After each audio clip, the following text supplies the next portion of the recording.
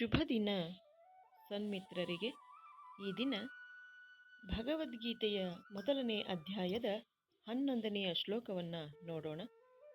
ಅಯನೇಷು ಚ ಸರ್ವೇಷು ಯಥಾಭಾಗಂ ಅವಸ್ಥಿತಾಃ ಭೀಷ್ಮಮೇವಾಭಿರಕ್ಷಂತು ಭವಂತಃ ಸರ್ವ ಏವ ಹಿ.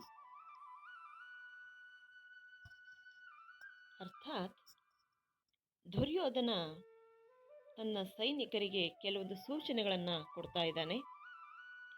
ಎಲ್ಲ ಸೈನಿಕರು ಕೂಡ ಶಿಸ್ತುಬದ್ಧವಾಗಿ ಅವರವರ ಸ್ಥಾನಗಳಲ್ಲಿ ಸರಿಯಾಗಿ ನಿಂತ್ಕೊಳ್ಬೇಕು, ಅಶಿಸ್ತನ್ನ ಮಾಡಬಾರ್ದು. ಜೊತೆಗೆ ಅತಿ ಮುಖ್ಯವಾಗಿ ಭೀಷ್ಮಾಚಾರ್ಯರನ್ನ ರಕ್ಷಣೆ ಮಾಡ್ಕೊಳ್ಬೇಕು ಅನ್ನುವಂಥದ್ದನ್ನ ಇಲ್ಲಿ ಹೇಳ್ತಾ ಇದ್ದಾನೆ. ಯಾಕೆ ಅಂತ ಹೇಳಿದ್ರೆ, ಭೀಷ್ಮಾಚಾರ್ಯರಿಗೆ ಅತಿ ಮುಖ್ಯವಾದ ಸ್ಥಾನವನ್ನ ದುರ್ಯೋಧನ ನೀಡಿರೋದ್ರಿಂದ ಆತ ಕೌರವರ ಸೈನ್ಯದ ಅತಿ ದೊಡ್ಡ ಶಕ್ತಿಯಾಗಿರೋದ್ರಿಂದ ಮುಖ್ಯವಾಗಿ ಅವರನ್ನು ನಾವು ಕಾಪಾಡಿಕೊಳ್ಬೇಕು ಅನ್ನುವಂತಹ ಎಚ್ಚರಿಕೆಯನ್ನ ದುರ್ಯೋಧನ ತನ್ನ ಇತರ ಸೈನಿಕರಿಗೆ ನೀಡ್ತಾ ಇರೋದನ್ನ ನಾವಿಲ್ಲಿ ನೋಡಬಹುದು.